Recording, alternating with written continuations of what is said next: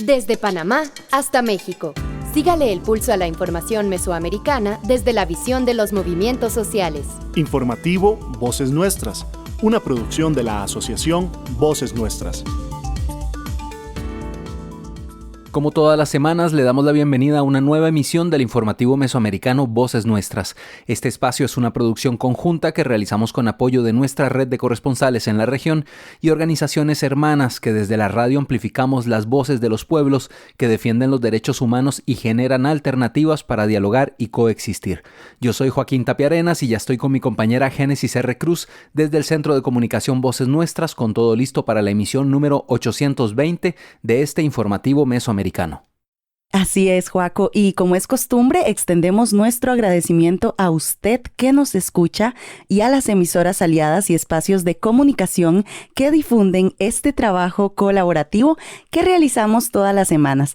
Les recordamos que las emisiones de este informativo las pueden encontrar en nuestro sitio web vocesnuestras.org y también en Spotify, donde nos pueden encontrar como Voces Nuestras. De inmediato les presentamos los titulares para esta semana. En Honduras, presentan ley especial de la Comisión Internacional contra la Corrupción e Impunidad. En Nicaragua inician las jornadas para conmemorar el 6º aniversario de la insurrección de abril. En Costa Rica, por siempre, Quinsinga. En México, 40 años de la lucha por los bienes comunales de la organización Unión Campesina Zapatista y Comité de Defensa Campesina.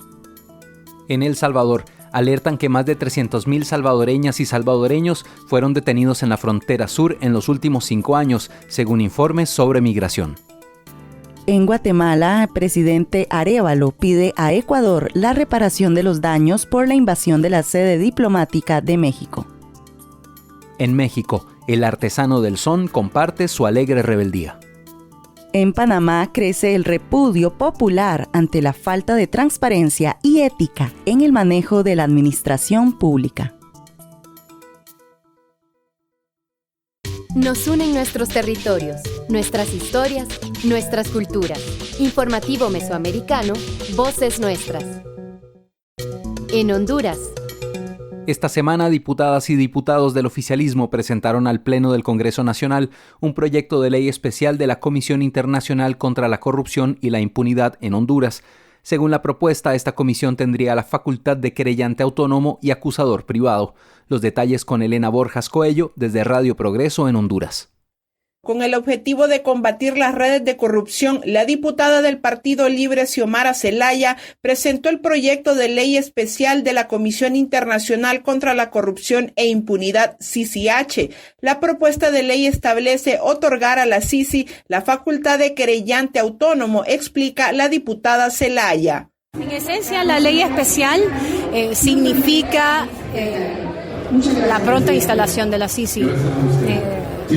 Se habla de cuál sería o cómo sería el funcionamiento de la CICI en el interior, los términos de seguridad que se debería de brindar de parte del Estado a quienes sean miembros de esta comisión, tanto nacionales como internacionales, su financiamiento, el término o el tiempo de duración de esta comisión, como también el marco jurídico y legal que necesita para su instalación. Hace 2 años prácticamente presenté una reforma constitucional que elevaba la CICI constitucionalmente para poder tener una independencia. Sin embargo, esa reforma no logra los consensos dentro de las bancadas. Por tanto, la cantidad de votos que se necesitaba para hacer su aprobación en primera legislatura no fue posible. Entonces, hemos presentado una ley especial que requiere de 65 votos para que podamos tener una CICI lo más pronto posible instaurada. ¿Qué quiere decir eso? Le estamos dando a la CICI ahora una figura jurídica para que sea un querellante autónomo, como también sus facultades para que pueda ser un acusador privado. Es decir, la CICI estará dentro del proceso de investigación, hará el proceso de investigación, se hará la acción penal también también, como también el acompañamiento durante el juicio. Es decir, estará plenamente integrada la Sisi al sistema de justicia nacional y podrá tener la independencia y podrá tener la autonomía que se requiere para que pueda hacer investigación en la. El diputado Ramón Barrios, presidente de la Comisión de Legislación y Asuntos Constitucionales, indica que para dar la facultad de querellante autónomo a la Sisi se requiere una reforma al Código Procesal Penal. No existe, con lo cual es bastante interesante el proyecto, porque sin ser una reforma constitucional, introduce la figura del querellante autónomo, es decir, no necesita la aprobación del Ministerio Público. Es decir, que puede presentar, la misma ley establece que la Sisi, en su calidad de querellante autónomo, la palabra autónomo quiere decir sin necesidad de aprobación del Ministerio Público, va a poder presentar requerimientos fiscales en todos los tipos penales que ya establece la misma ley. Yo creo que con esto no queda duda de la voluntad de este Congreso Nacional como parte del proyecto de la presidenta Xiomara Castro de la instalación de la Sisi con estas condiciones jurídicas que se están poniendo aquí. Es decir, que estaríamos frente a la necesidad de una reforma al Código Procesal Penal. Y no de la Constitución, con lo cual solo necesitaríamos aquí 65 votos para crear las condiciones jurídicas mínimas que establece la Sisi para poder presentar requerimientos fiscales. El proyecto de ley especial de la Sisi estipula que los gastos de la comisión se financiarán con contribuciones del gobierno y la comunidad internacional. La diputada Fátima Mena, integrante de la Comisión contra la Corrupción, considera la iniciativa como una acción positiva. Sin embargo, señala que aún no se conozca el informe de la misión de expertos de la ONU. Lastimosamente, aunque la diputada Xiomara Hortensia menciona el informe, los expertos, todavía no es público. Eso debería de ser público para cotejar realmente qué es lo que estaban haciendo. Creo que no podemos hablar de una Sisi cuando todavía el convenio no se ha firmado, ¿verdad? Yo creo que esto es algo que debería de darse, pero me parece importante avanzar sobre la figura de querellante adhesivo. La figura de querellante adhesivo, aquí lo plantea como un querellante autónomo, es una figura que se utilizó en Guatemala, pero en el Código Procesal hondureño la figura correcta es la figura del acusador privado. Este acusador privado yo creo que no debe de pasar por la venia del fiscal general, simple y sencillamente debe, una vez constituido el mecanismo tener la libertad de poder acreditar a los fiscales designados para esta tarea para que se puedan constituir como acusadores privados. Otro tema que me generó un poco de ruido es el tema del financiamiento, ya que Naciones Unidas ha reiterado en diferentes ocasiones la autonomía para poder operar sin depender de recursos del Estado. Y el tercero que me genera ruido es el tema del catálogo de delitos. En materia de lucha contra el crimen organizado, el catálogo de delitos es una camisa de fuerza. Mi recomendación es que el criterio no sea establecer un catálogo de delitos, sino que hay otros criterios que le den la libertad al mecanismo para poder investigar realmente lo que sea. De acuerdo a la propuesta de ley especial, la Comisión Internacional contra la Corrupción e Impunidad en Honduras funcionará por un periodo de 5 años. Eleana Borjas Coello. Aquí se escuchan las voces de las mujeres y hombres que construyen Mesoamérica día a día. Informativo Voces Nuestras. En Nicaragua. Inician las jornadas para conmemorar el 6º aniversario de la insurrección de abril. Las organizaciones opositoras, así como organismos de derechos humanos y familiares de las víctimas de las protestas del 2018, iniciaron desde el exilio una serie de actividades para conmemorar la fecha y seguir reclamando al gobierno de Daniel Ortega el fin de la represión. En el monitoreo azul y blanco se presentó un recuerdo de la situación de Nicaragua, en donde se han registrado al menos 11.350 violaciones a derechos humanos de diferentes maneras en todo Nicaragua a lo largo de estos años. También, según el informe, en Nicaragua existen al menos 130 personas privadas de libertad por razones políticas, entre los que figuran religiosos, periodistas, activistas, profesionales en abogacía, estudiantes y profesorado universitario, encarceladas y encarcelados solo por manifestar su opción. Azucena López, familiar de un asesinado en las protestas, dio lectura desde el exilio a una proclama de las organizaciones opositoras. Al pueblo de Nicaragua, el espíritu de abril vive. En homenaje a las víctimas directas de la represión, a las y los asesinados, víctimas de secuestro, prisión arbitraria, torturas, exilio, apatridia, confiscación y violación de derechos humanos que resisten con estoicismo a la dictadura de Daniel Ortega y Rosario Murillo. Suscribimos la presente proclama, reiterando nuestro inquebrantable compromiso de seguir luchando por la justicia, la libertad y la democracia en Nicaragua. La resistencia del pueblo de Nicaragua, expresada en una sola demanda: que se vayan, está vigente. La dictadura Ortega Murillo, en su afán totalitario, ha demolido el Estado de Derecho y puesto bajo su férreo control a las instituciones públicas, ha ilegalizado a las organizaciones políticas, desmantelando a las organizaciones de sociedad civil y organizaciones comunitarias de los pueblos indígenas y afrodescendientes. Han confiscado a las universidades, poniendo al frente de ellas a personajes sumisos y abyectos que, participando de la gigantesca corrupción, quieren callar y doblegar la voluntad del pueblo de Nicaragua. No lo lograrán.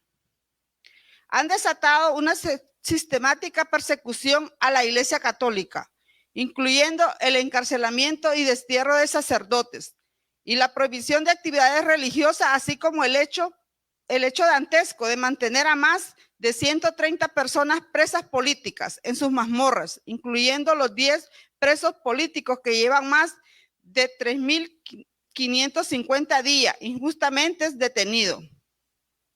Repudiamos con indignación la desaparición del profesor Freddy Quesada y del líder caribeño Bronklin Rivera Bryan. El pueblo nicaragüense ha sido forzado por la dictadura a realizar enormes sacrificios para enfrentar los altos índices de pobreza, el deterioro de los servicios públicos de salud, el desempleo, el empleo precario, los bajos salarios y el alto costo de la canasta básica que afectan a la mayoría de los hogares del país. Miles de nicaragüenses se han visto obligados a buscar en otros países el sustento para sus familias. Las remesas, que en el año 2023 fueron de casi 5.000 millones de dólares provenientes de Estados Unidos, Costa Rica y otros países, presentan el principal sustento para los hogares pobres. Es el trabajo duro de las y los emigrantes y no la dictadura, el amortiguador de la pobreza. 316 nicaragüenses fueron despojados de su nacionalidad y confiscados en abierta violación a la Constitución. El éxodo provocado por la dictadura alcanza el 10% de la población total, incluyendo a más de 440,000 nicaragüenses que han solicitado refugio en otros países, en donde enfrentan múltiples dificultades socioeconómicas agravadas por los obstáculos institucionales para el otorgamiento del refugio. En especial, hacemos un llamado a las autoridades costarricenses, al Tribunal Administrativo Migratorio, a brindar refugio político a Reinaldo Picado Miranda, impidiendo de esa manera la extradición de este perseguido político. Instamos a las autoridades a poner en primer lugar el respeto a los derechos humanos de las víctimas de la persecución política del régimen de Ortega y Murillo. A lo interno de Nicaragua está prohibido expresar opiniones negativas hacia el gobierno de Ortega y además en este contexto, los diputados sandinistas aprobaron una ley para denominar el mes de abril como el mes de la paz, en donde el gobierno de Ortega reafirma el compromiso de no permitir más protestas, lo cual implica más represión para la ciudadanía. Las y los nicaragüenses exiliados en Costa Rica, Estados Unidos, España, México, Guatemala y otros países anunciaron que estarán realizando diferentes caminatas y mitines en plazas y calles para reclamar el cese de la represión en Nicaragua y el retorno de la democracia. En Costa Rica. Hoy les compartimos la tercera y última parte de nuestro especial dedicado a Queen Nzinga. La voz de esta artista afrocostarricense resonó a través del canto, la pintura, el cuento, la poesía oral y escrita. Queen desafió con su arte los mandatos sociales y se convirtió en una figura emblemática para dar visibilidad a la vida y resistencias de las mujeres afrodescendientes. A lo largo de 3 capítulos hemos compartido sus palabras y las memorias de quienes la conocimos y la admiramos. Hoy culminamos la transmisión de esta producción especial en colaboración con Poetry Slam Costa Rica, la colectiva Caminando y Voces Nuestras. A 8 meses de su vuelo y conmemorando su natalicio el 19 de abril, por siempre Queen Nzinga. Ya le saqué provecho al neocolonialismo, capitalismo, imperialismo. Compré mi condo, mi Lexus, mi flat screen TV, mi DVD, mi hi-fi system y mi cool PC. Mira, yo creo que la principal huella que Queen dejó fue con su trabajo como gestora. El poder mirar la experiencia de, en principio, realidad poética y luego Poetry Slam Costa Rica. Ella fue norte. Ella me sirvió de norte, me sirvió de guía para motivarme a terminar de arrancar con el proyecto que hoy es Poetry Slam RD, porque fue en esa actividad donde que obviamente yo pude conocer y tratar a Queen. Queen Nzinga, Maxwell, a pesar de ella no haber sido fundadora inicial, digamos, del proyecto haber empezado sin ella, es un miembro innegable de lo que fue, es y será Poetry Slam Costa Rica en el futuro. Si hay una razón por la que esto cumple 10 años, es porque Queen estuvo presente. Quiere decir que ese pedacito, ese granito que ella quería fundar, pues se logró. y ya hay gente que tiene ese espacio, que creo que era su sueño.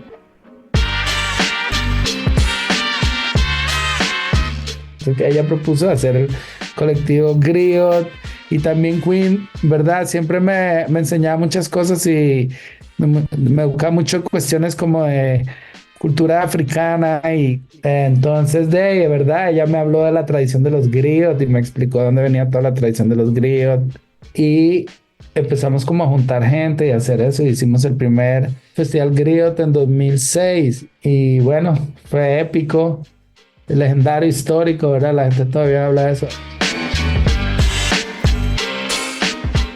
Si yo fuese a describir a Queen con una palabra, sería fuego. Ella es el fuego. En tiempo presente, ella es el fuego. Ella es el fuego que grita poesía. Ella es el fuego que crea espacios para la poesía. Ella es el fuego que sigue iluminando a muchísima gente. Ella es el fuego. Queda muchísimo todavía por ver. Yo creo que hay que seguir caminando por la senda del arte y de verdad tomar como referencia qué fue lo que nos acercó hasta ella y partir de eso y recordarla como lo que fue y como lo que es y como lo que seguir haciendo, y prenderle una velita de vez en cuando, dedicarle un trago al suelo o un tabaco, lo que sea, porque creo que todos podemos estar de acuerdo con que la vamos a extrañar mucho.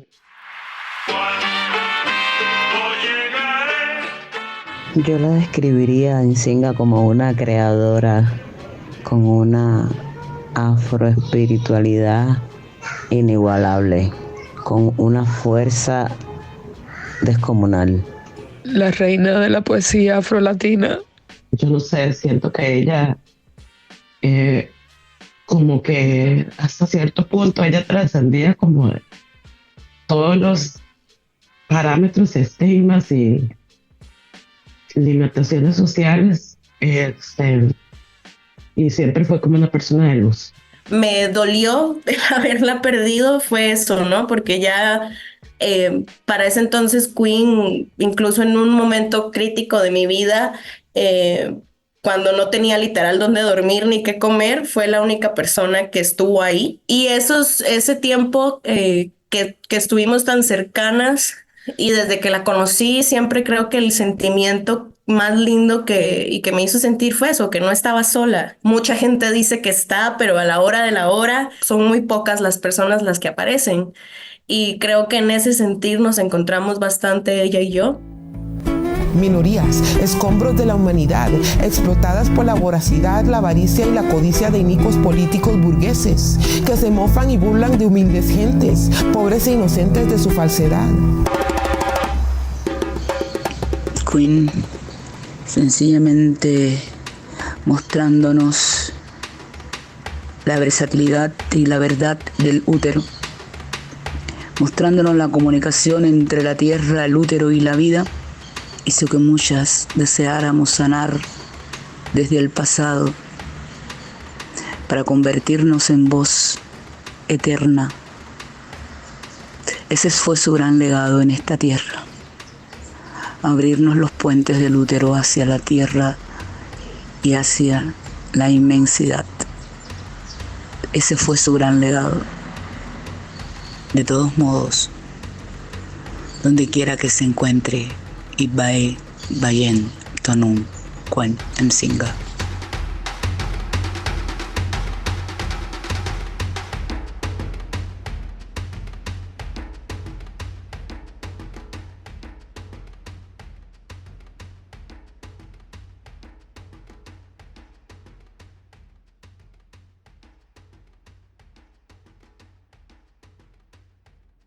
Y poemas como Citizen Conformista me hicieron sentir identificado con una realidad que estaba ahí, pero que no queríamos ver. Me parecía maravilloso la manera poética en la que Queen hacía su performance, su presencia escénica, su fuerza, tan decidida, tan bella. Admiro mucho que su poesía te atraviesa por lugares donde no piensas que podría llegar un poema y con un mensaje muy, muy necesario. Y no me importa how it got to me, cuántos tienen que sufrir to give to me the comodidades that I need. As long as there's suficiente para mí, seguiré sintiendo that I'm free. Y sé que no son verdad, these bastardized notions of libertad, not even close to la realidad, asumiendo que hay igualdad en una sociedad eugenista, alimentada de disparidad, colmada de racismo, clasismo, homofobia, prejuicio, codicia, violencia, impunidad. Living in denial, negando la realidad. Pero todo eso no me afecta a mí.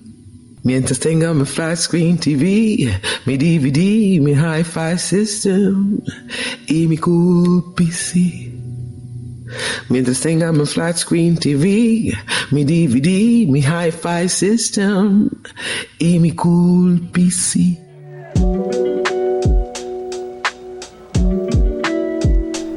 Gracias infinitas a Josué Fletes, Gallo, artista, poeta, narrador. A Leara, productora audiovisual, activista y poeta. Oli Crude Prendes, de Crudas Cubensi, artista multidisciplinaria. Dizo, español, poeta, rapero y slammer. Carmen González, poeta cubana, ensayista y dramaturga. Ernesto García, miembro fundador de Poetry Slam Costa Rica, junto con Oralidad Poética. Karel Leiva Ferrer, poeta cubano y amigo de Queen Singa, presidente de la sección de poesía de la UNEAC de Cuba y coordinador del Festival de Poesía de Cuba. Afibola Sifunola Umoja, poeta y slammer. Federico Peixoto, DJ y productor audiovisual. Mario Gamboa Araya, publicista y escritor de poesía y microrrelatos. Juba Watson, MC residente en Costa Rica.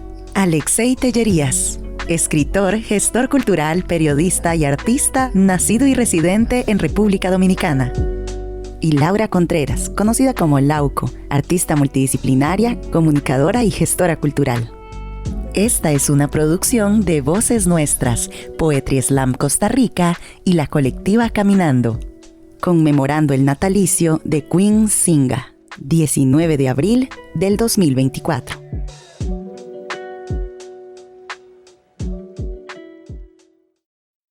Aquí se escuchan las voces de las mujeres y hombres que construyen Mesoamérica día a día.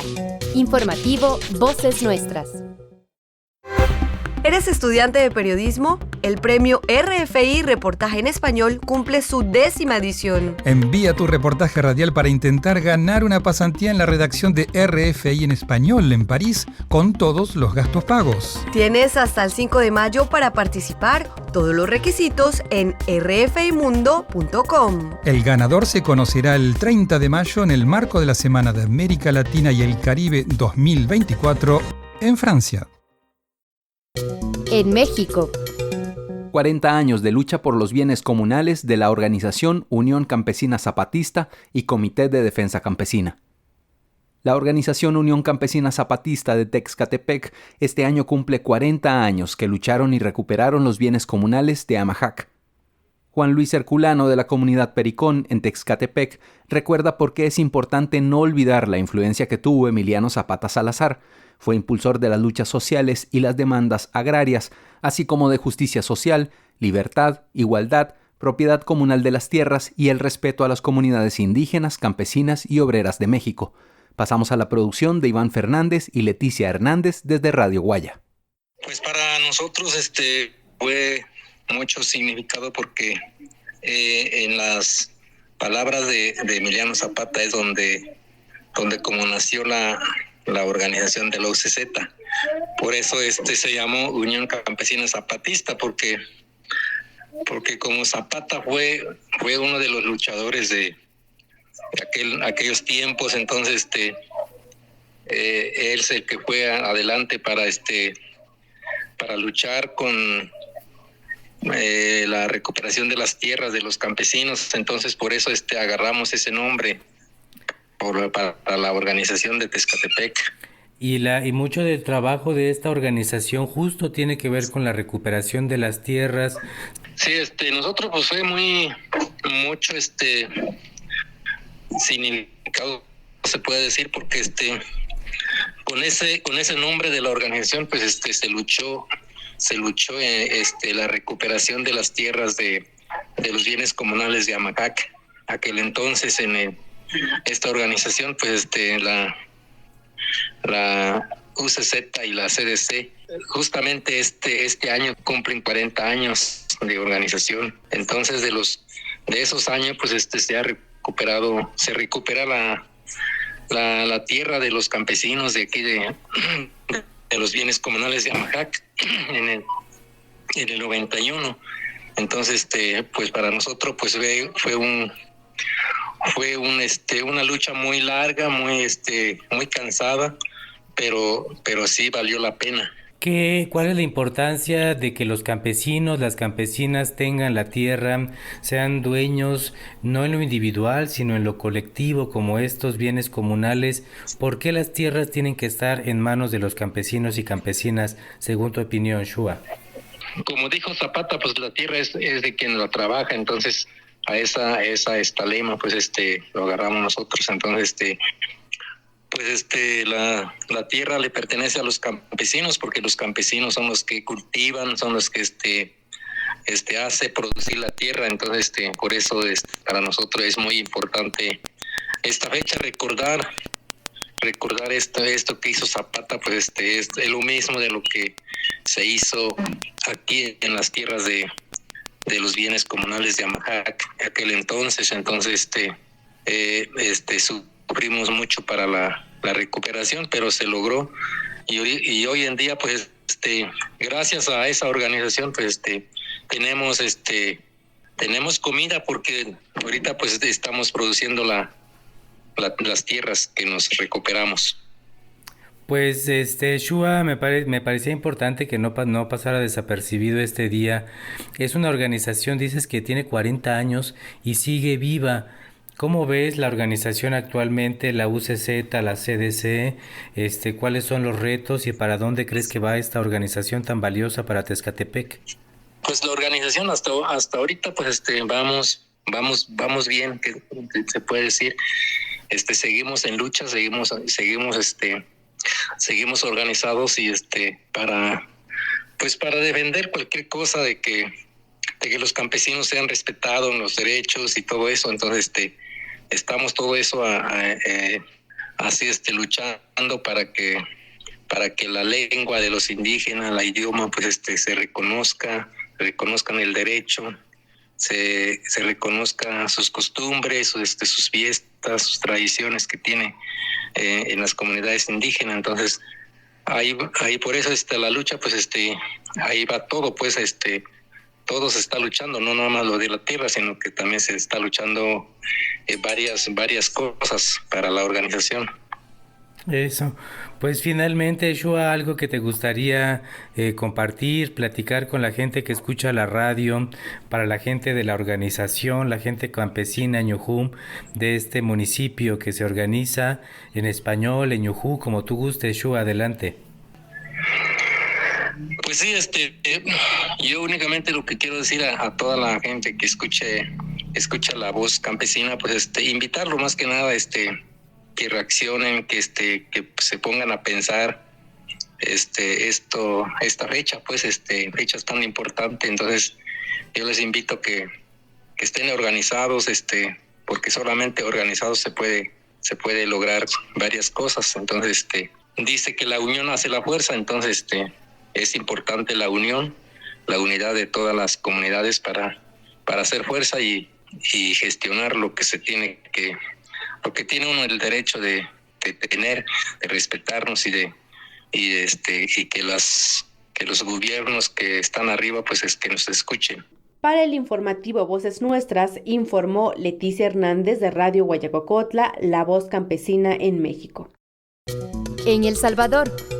El segundo informe diagnóstico sobre características y causas de la migración salvadoreña de la Asociación de Derechos Humanos Tutela Legal, doctora María Julia Hernández, indican que en los últimos 5 años han aumentado el número de detenidos en la frontera sur y el número de personas salvadoreñas que solicitan asilo en otros países, principalmente en los Estados Unidos. Con estos datos se contradice el discurso del presidente Nayib Bukele, quien afirma que existe una migración inversa, es decir, salvadoreños residentes en Estados Unidos que están haciendo planes para regresarse a El Salvador. Vamos con la nota con Gerardo Castro desde Radio YSUK en El Salvador. La migración irregular de salvadoreños hacia Estados Unidos continúa activa, según Celia Medrano, investigadora y consultora. Los datos recopilados en el segundo informe diagnóstico sobre características y causas de la migración salvadoreña de la Asociación de Derechos Humanos Tutela Legal María Julia Hernández indican que en los últimos 5 años ha aumentado el número de detenidos en la frontera sur y el número de salvadoreños que solicitan asilo en otros países, principalmente en Estados Unidos. En el periodo 2019 a 2023, los registros de personas migrantes salvadoreñas detenidas por la patrulla fronteriza alcanzaron casi 360,000 detenciones. Las razones por las que migran, dice Medrano, son de tipo económicas y por violencia generada por actores estatales o no estatales, mientras que otros buscan oportunidades de trabajo para comprar alimento. Estas no son razones voluntarias, sino que de manera forzada buscan migrar, enfatiza la investigadora. Por ejemplo, el segundo informe diagnóstico sobre características y causas de la migración salvadoreña de la Asociación de Derechos Humanos Tutela Legal María Julia Hernández revela que en 2022 6.205 personas recibieron algún tipo de ayuda humanitaria por violencia basada en género o por crisis de carácter climático en El Salvador. Para 2023, ese número aumentó a 9.275. La experta en temas migratorios dijo en la entrevista de YSUK que estos datos demuestran que los salvadoreños siguen migrando. Señala que no se puede hablar de migración inversa como lo afirma el discurso gubernamental, es decir, salvadoreños residentes en Estados Unidos que estén haciendo planes para regresar a El Salvador. Aclara que sí existe el deseo en muchos de querer regresar a su país, pero no es la mayoría de salvadoreños radicados en el exterior. Pero cuando les preguntan si está tomando medidas, acciones concretas para regresar, la mayoría dijo que no, está trabajando allá, está viviendo allá. Y los que dijeron que sí estaban haciendo planes concretos para regresar, es un grupo mucho más reducido de personas que prácticamente se están jubilando y quieren pasar su jubilación acá, que no llega ni siquiera al 16%. de la muestra. Entonces es falso que ese informe diga de que un 80% de salvadoreños va a regresar y que hay migración inversa. Pero cuando uno contrasta esto con el hecho de que estamos migrando como familias, la mayoría de detenciones en Estados Unidos efectuadas por la patrulla fronteriza es de niñez acompañada, es decir, que viajaban con un familiar, o de grupos familiares. El número de detenciones registrados en los últimos años de grupos familiares ha crecido, ha aumentado. Pese a que la migración irregular conlleva riesgo, se percibe un aumento en el último quinquenio, dijo Celia Medrano. Estos números rompen esquemas en donde se refiere que la migración irregular ha cesado porque ahora El Salvador es un mejor país para vivir, dice Medrano. Es urgente que desde el gobierno se cree una política de protección de migrantes en riesgo. Pareciera ser que para el gobierno actual, el migrante que tiene que huir del país y exponerse a riesgos en países de tránsito y de destino no sea una prioridad brindarle protección y atención. Si es una prioridad a ese migrante que después de 20 años, 30 años de haber trabajado duro en otros países, quiere regresar a visitar el país o quiere regresar a instalarse para poder vivir una vejez con una pensión que no le dio este país, sino que se la ganó en otro país. Si vamos a hablar de pensiones en nuestro país, sí, nos las han robado. Entonces, terminando esto, la recomendación principal es esta. Según datos proporcionados por Celia Medrano, el país ocupa el 4º lugar en solicitar asilo en México y las detenciones de salvadoreños detenidos en México o Estados Unidos aumentó en cada quinquenio. Entre 2020 y 2021 hubo 98.690 detenciones, en 2022 97.030 y en 2023 61.515. Desde Radio YSUCA en El Salvador, para el informativo mesoamericano Voces Nuestras, informó Gerardo Castro. En Guatemala, Presidente Arévalo pide a Ecuador la reparación de los daños por invasión de sede diplomática de México.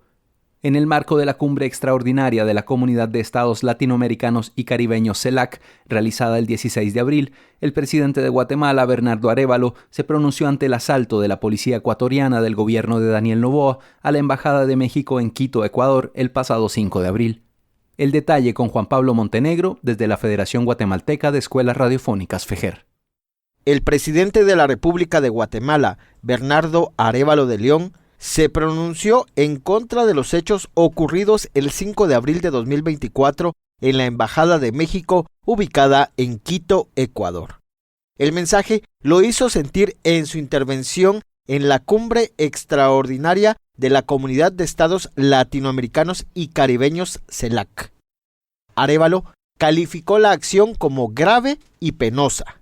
Lo que ocurrió ese día ha provocado el rechazo categórico de todos aquellos países que consideramos que los tratados internacionales, que el respeto a los tratados internacionales constituye una piedra angular no solo del derecho internacional, sino de la convivencia pacífica de las naciones y de la humanidad.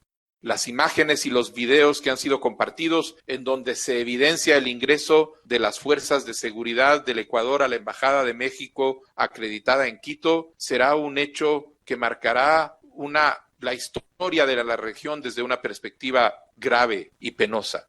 Expresamos nuestro rechazo por la inobservancia de la Convención de Viena ante lo ocurrido en la Embajada de México en Ecuador, constituyendo una flagrante y grave violación de esta convención, además de establecer un gravísimo precedente para el derecho internacional. El primer mandatario de Guatemala expresó que para solucionar los conflictos debe acudirse al diálogo. Además, se solidarizó con el pueblo de México tras los daños cometidos contra la misión diplomática. La agresión contra México, la violación de su soberanía en su embajada, afecta no únicamente a el pueblo, el gobierno mexicanos, afecta a los principios del derecho internacional, erosiona su vigencia y en consecuencia constituye una amenaza para todos. La única forma de solventar nuestros problemas es a través de medios pacíficos y de las instancias internacionales pertinentes. Nos solidarizamos con el Gobierno de México, con el pueblo mexicano, con el presidente López Obrador en esta situación inaceptable. Y pedimos al gobierno ecuatoriano que realice las acciones que sean necesarias para corregir y resarcir los daños que se han infligido a la misión diplomática y las ofensas a el gobierno mexicano por estos hechos. Arévalo se comprometió a que durante su gobierno se garantizarán las acciones para mantener el ambiente de paz en la región, informó Pablo Montenegro desde la Federación Guatemalteca de Escuelas Radiofónicas, FEGER. Es tan importante que las mujeres podamos decidir sobre nuestras vidas, nuestro cuerpo que nos pertenece. Es un derecho el acceso a tener buena información científica, información veraz, porque así podemos tomar decisiones bien informadas sobre nuestra salud, sobre nuestro bienestar. Les invito a visitar las redes sociales de la Colectiva por el Derecho a Decidir y compartir la campaña Prevención sin Prejuicios sobre la anticoncepción oral de emergencia. Prevención sin Prejuicios. Un mensaje de la Colectiva por el Derecho a Decidir. De la gracia de estar viva. En México, el artesano del son comparte su alegre rebeldía. La semana pasada les compartimos la primera parte de una entrevista que le hizo Radio Sinaca desde Puebla, México, al artesano del son, una propuesta musical que acompaña la defensa de los territorios. Enseguida les compartimos la segunda parte de esta entrega.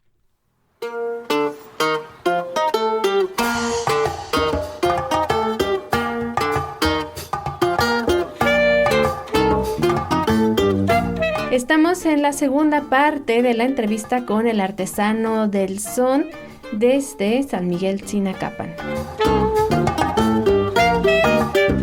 ¿Cuál es la importancia de proyectos como el artesano del son y otros que acompañan las luchas de los territorios? Bueno, para mí personalmente es muy importante como artista, ¿no?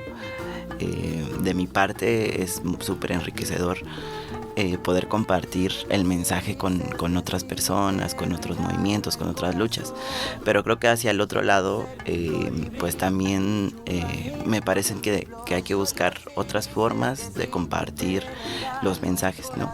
A veces pienso que las formas que hemos encontrado, las formas que utilizamos como forma de lucha, como forma de resistencia, pues se han quedado como un poco estancadas en el tiempo, porque esas son las formas que hemos encontrado, ¿no? Y la música me parece un vehículo, una vía muy interesante para acompañar y también como para decir las cosas que se están diciendo, ¿no? Y muchas veces, bueno, pues mi música no es esta música que suena en las radios hegemónicas y así, ¿no? No es la música que se oye por todas partes, no es la música que están escuchando a las juventudes ahora, pero pienso que tiene un poder muy importante para llegar a más personas, ¿no? Y como llegar desde muchos lugares, llegar también incluso como teníamos por ahí hace tiempo que no hemos recuperado la cumbia que era el antiminero, y pues bueno, como llegar desde ahí, ¿no? Desde la cumbia, desde el baile, pero como que si pones un poquito de atención dices, bueno, también está diciendo cosas importantes, interesantes acerca de la defensa del territorio. Y bueno, creo que es que acompañar de estas formas para los movimientos sería muy, muy enriquecedor. Decimos también como con otros proyectos en los que toco y que hacemos música y acompañamos procesos políticos, pues como esta alegre rebeldía, ¿no? No es como que queramos hacer una fiesta de la desgracia, sino acuerpar y también decir aquí estamos haciendo música y es nuestra forma de decir, de denunciar, y que no nos quiten justo esa alegría que nos da la música frente a todas las violencias y ante todos los despojos que existen en este mundo, ¿no? Y en este lugar específico.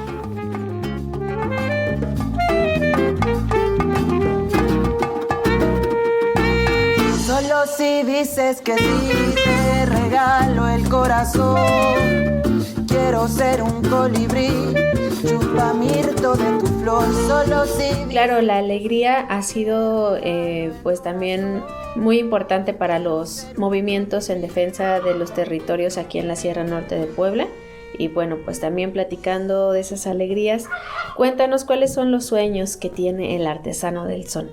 Pues, y pregunta para mí siempre importante y complicada, porque pues siempre las cosas van cambiando y van tomando su camino, pero para mí es muy importante pues tener presente este camino de defensa de la tierra, de lucha, de acompañamiento, ¿no? Yo siempre digo que no sueño con los grandes espacios para compartir la música. Para mí, o sea, digo, si pasa, sería increíble, pero para mí lo más importante pues es que este mensaje se comparta entre la gente que hace, de la gente en la que se inspira este proyecto, ¿no? Que es la gente pues que defiende la tierra, que defiende la vida, que está en contra de las injusticias en estos espacios, ¿no?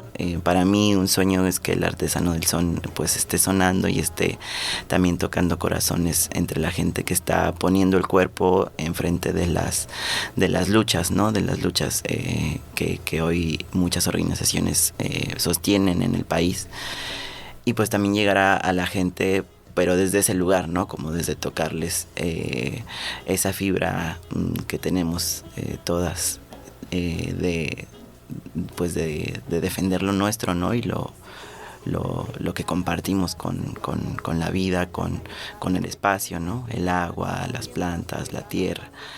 Entonces, pues bueno, yo espero que el artesano siga sonando, pues que no se apague esa llama que inició hace ya más de 10 años, como tratando de compartir este mensaje, y que hoy pues también como compartiendo estas palabras y en esta entrevista pues como que me aviva mucho pues esa intención que hemos tenido siempre de acompañar y de estar presentes, de estar cerca, y pues que la gente escuche las canciones. Pues sí, también no solo las canciones de defensa del agua y de la tierra, hay mucho más por ahí que pues que seguramente podrán escuchar más pronto que tarde, pero pues por ahí van a estar, ¿no? Todas esas canciones pues que hablan del espacio, del amor, del cuidado, de los vínculos, de los espacios que habitamos, de esas cosas.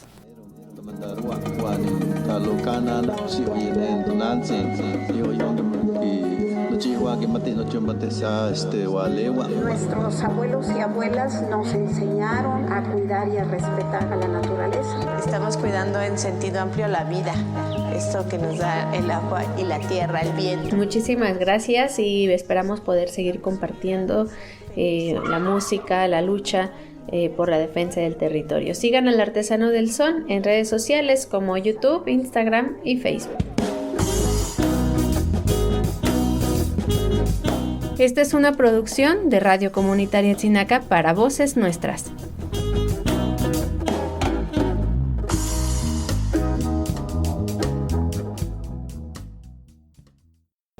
En Guatemala.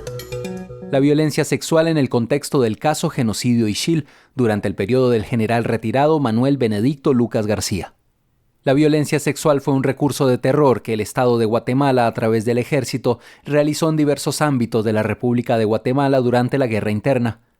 Este lunes 22 de abril, durante los debates públicos y audiencias que se llevan a cabo en el Tribunal de Mayor Riesgo A, en Torre de Tribunales de Guatemala, darán inicio los testimonios de mujeres víctimas y sobrevivientes de violencia sexual, por lo que existe mucha expectativa en organizaciones de derechos humanos, de mujeres y activistas, Para la Oficina de Derechos Humanos del Arzobispado de Guatemala, que junto a la Asociación para la Justicia y la Reconciliación son querellantes en este caso, es importante seguir de cerca los detalles de estas audiencias y conocer e interpretar el contexto de esa violencia. Ninfa Alarcón, coordinadora del área de defensa de la niñez de la ODAG, nos comparte sus criterios sobre violencia sexual desde la experiencia del trabajo en defensa de la niñez y juventud. La nota con el corresponsal Herbert Reyes desde Ciudad de Guatemala. Ninfa Alarcón es responsable del programa de derechos de la niñez y la adolescencia del área de cultura de paz de la Oficina de Derechos Humanos del Arzobispado de Guatemala. Nos acerca al tema de violencia sexual cometidas contra la infancia en ese periodo. Ninfa, la utilización de violencia sexual por parte del ejército, ¿cómo considera que afectaba al resto de la comunidad, especialmente a las niñas ixíles? ¿Cómo afectó la utilización de la violencia sexual por parte del ejército guatemalteco a las comunidades y a la niñez guatemalteca, especialmente la niñez de las comunidades ixíles? Guatemala vivió 36 años de un conflicto armado interno y las niñas, niños y adolescentes sufrieron toda la gravedad de esta guerra. Afectó a las comunidades y a los niños con el terror, el miedo, la cultura del silencio, los duelos alterados, la impunidad y la ruptura del tejido social. UNICEF calculó que entre 100.000 y 150.000 niños y niñas guatemaltecos quedaron huérfanos de uno o ambos padres por causa del conflicto armado interno. La violencia sexual fue utilizada por el ejército de Guatemala como arma de guerra y tortura. Era un ejemplo de humillación en poder. De cada 100 mujeres violadas sexualmente, 27 eran niñas y adolescentes menores de edad. Las mujeres, las jóvenes y las niñas además sufrieron rechazo en algunas propias comunidades, sufriendo dolor, discriminación y humillación, además de las pérdidas y duelos de sus madres, padres y familiares. ¿Qué impacto considera que ha tenido en las nuevas generaciones de mujeres y niñas ixíles la violencia sexual durante la guerra en Guatemala? ¿Qué impacto tiene en las nuevas generaciones de mujeres y niñas la violencia sexual del conflicto armado interno? La sociedad guatemalteca sigue viviendo mucho silencio, temor a expresarse libremente, dado que se sufrieron en la guerra consecuencias muy graves e irreversibles. Además de que el poder seguía en manos de los agresores. El pueblo guatemalteco ha seguido viviendo en una pobreza estructural muy grande, en grandísima exclusión. Somos el primer lugar en América Latina en pobreza, subiendo los índices cuando en el resto de países de América Latina la pobreza ha venido a la baja. Pero las jóvenes de hoy están dispuestas a alzar la voz, denunciar lo vivido por las generaciones anteriores y defender la memoria y la dignidad de las mujeres, de la niñez y de la juventud guatemalteca. En este momento de justicia transicional, en el caso genocidio ixil contra el exgeneral Manuel Benedicto Lucas García, en el que se busca la verdad, la garantía de no repetición, la justicia y la reparación, ¿qué importancia o relevancia tiene en la actualidad juzgar estos hechos?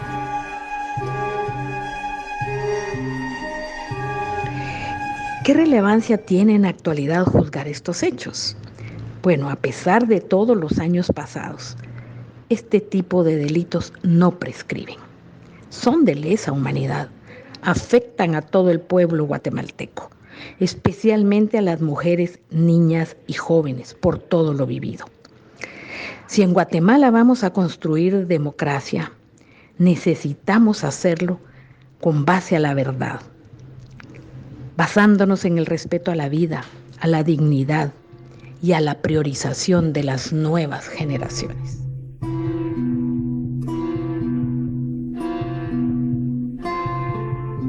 La Oficina de Derechos Humanos del Arzobispado de Guatemala, la Asociación para la Justicia y la Reconciliación, AJR, invitan a personas individuales, intelectuales, medios de comunicación, académicos, a seguir de cerca las transmisiones de este debate a través de las redes que lo transmiten.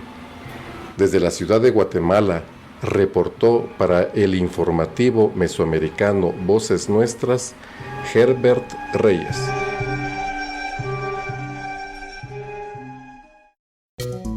En Panamá, crece el repudio popular ante la falta de transparencia y ética en el manejo de la administración pública. Nuevo escándalo en Panamá por los llamados auxilios económicos a cargo del Instituto para la Formación y el Aprovechamiento de Recursos Humanos, luego de la publicación de un listado en un diario nacional que revela que entre quienes han recibido auxilio económico hay familiares de diputados, ministros, banqueros y empresarios, entre otros. El detalle en la nota de Dania Betsy Batista Guevara desde Radio Temblor Internacional en Panamá. En días pasados, diversas organizaciones sociales y ciudadanos iniciaron una serie de acciones de protestas en los predios de la Contraloría de la República de Panamá, convocada por grupos de jóvenes y representantes de la sociedad civil organizada, en rechazo a los auxilios económicos del Instituto Nacional para la Formación y el Aprovechamiento de los Recursos Humanos, IFARU. El pueblo panameño se ha sentido indignado ante la publicación de un listado en un diario nacional de quienes han recibido el auxilio económico han sido personas que no necesitan este beneficio. Familiares de diputados, ministros, banqueros, empresarios, entre otros, figuran en la lista, y lo que aún más ha indignado al pueblo panameño son las declaraciones del Contralor Gerardo Solís en justificar la repartición de más de 140 millones de dólares entre más de 2.000 beneficiarios y ocultar el 56% de los mismos. Escuchemos declaraciones de Lilian González Guevara del movimiento Panamá Vale Más Sin Minería. Lilian González Guevara, activista, escritora y miembro del movimiento Panamá Vale Más Sin Minería. Esto es sumamente indignante conocer esta lista, es ofensivo para todas las familias panameñas de un país que vive una crisis económica, altísimo desempleo, con muchos estudiantes que sí se encuentran en real desventaja socioeconómica de todas las regiones del país y a quienes se le ha negado esa oportunidad para favorecer a personas y familiares de una lista de figuras privilegiadas. Esto es una gran injusticia y además de eso se ha ocultado información, se ha bloqueado el acceso al resto de la lista y por eso estamos exigiendo conocer el resto de los nombres y también exigiendo que las autoridades responsables de investigar este tipo de casos ordenen una investigación exhaustiva, que se examinen los auxilios otorgados y que se pueda realizar la corrección necesaria y que se pueda hacer el ejercicio de justicia ante acciones tan injustas, tan desequilibradas y que además fomentan aún más la desigualdad, el tráfico de influencias. Esto es el llamado que estamos haciendo, es una ofensa más en un país en el que constantemente la sociedad tiene que ver cómo las autoridades operan al margen de los principios democráticos, de los valores democráticos y utilizan para su propio beneficio servicios públicos y bienes públicos. La Constitución Nacional establece que el Estado debe proporcionar recursos para otorgar becas, auxilios y otras prestaciones económicas a los estudiantes que lo necesiten o merezcan. En igualdad de condiciones se dará preferencia a los estudiantes más necesitados. Pero ese derecho ha sido vulnerado una vez más a quienes realmente lo necesitan. El pueblo panameño se mantiene en alerta ante esta ofensa e injusticia, con miras a que en un futuro próximo esta situación se pueda revertir. Desde Panamá, soy Dania Betsy Batista Guevara de Radio Temblor Internacional para el informativo Voces Nuestras. Con la visión de los movimientos sociales. Informativo Voces Nuestras. Llegamos al final de la emisión 820 del informativo mesoamericano Voces Nuestras. En esta emisión les acompañamos Génesis R. Cruz y Joaquín Tapia Arenas y como siempre le queremos agradecer a nuestra red de corresponsales y a todas las emisoras aliadas y espacios de comunicación que hacen posible la producción de este informativo. Recuerden seguirnos en Spotify y en nuestras redes sociales, donde nos puede encontrar como Voces Nuestras. También le invitamos a visitar nuestro sitio web vocesnuestras.org para acceder a más información y recursos educativos. Por ahora nos despedimos, pero nos encontraremos nuevamente la próxima semana. Hasta pronto. Informativo Mesoamericano Voces Nuestras, una producción de la Asociación Voces Nuestras con el apoyo de la Red de Corresponsales, representantes de medios y organizaciones de Centroamérica y México y el apoyo de Rosa Luxemburg Stiftung y Pan para el Mundo.